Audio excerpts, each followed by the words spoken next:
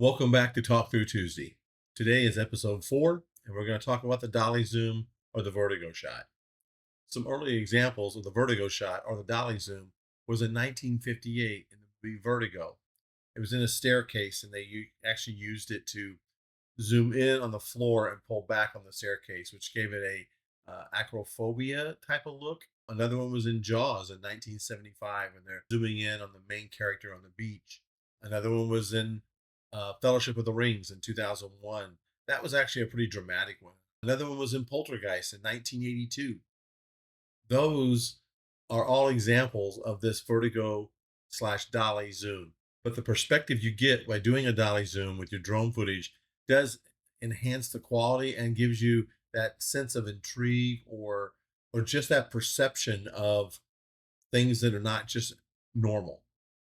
You wouldn't use it over and over, but it does create that unique effect that something's just not right, or you're focusing in on a subject while everything else in the world is zooming out or zooming in. And we'll go through some of those examples.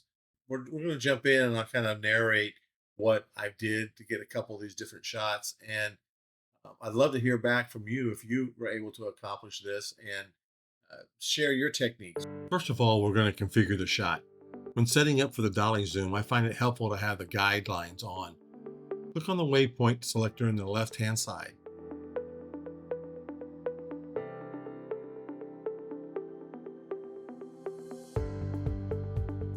Get closer to your subject and line up the sight in the center of your subject.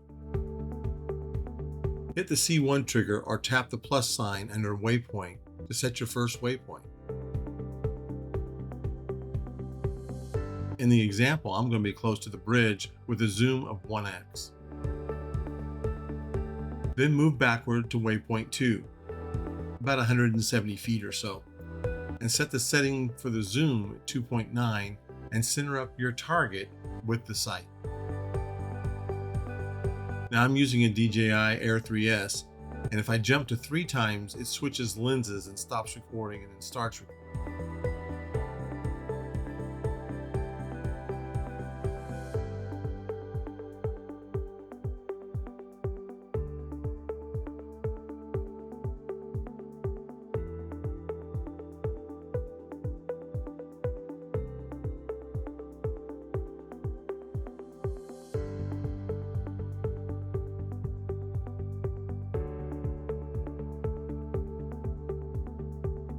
Once you have your 2 waypoints configured, click the 3 dots in the upper right to bring up the global settings.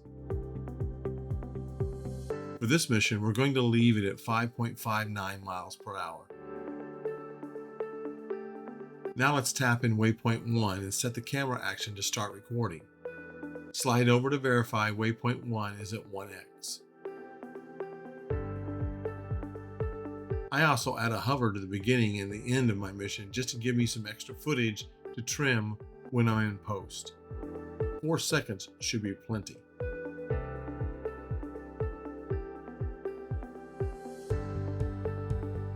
Now let's tap on waypoint 2 and set the camera action to stop recording.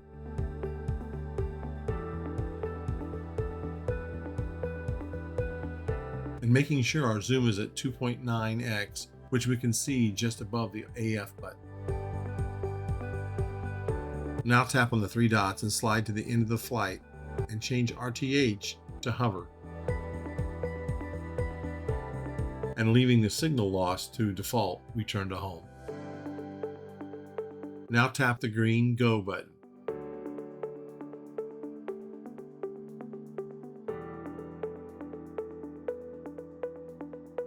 The drone now will travel back to waypoint 1 and set up the shot. Start recording, hover 4 seconds, then begin to travel backwards to waypoint 2, all the while zooming in to 2.9x. Then we'll hover and stop recording.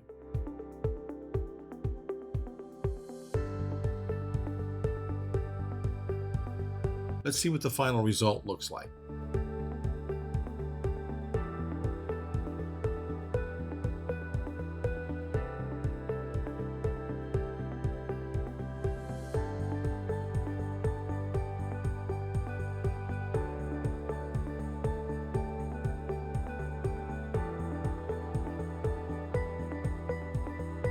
I experimented with the speed from 5.59 to 10.08, and I believe I like the slower shot better than the faster. But this is all personal preference. Of course, you can always slow down or speed up your effect in post. I also did the opposite side of the bridge to see how that would look, and did the same thing, 5.59 and 10.09. Again, I believe I like the slower shot better.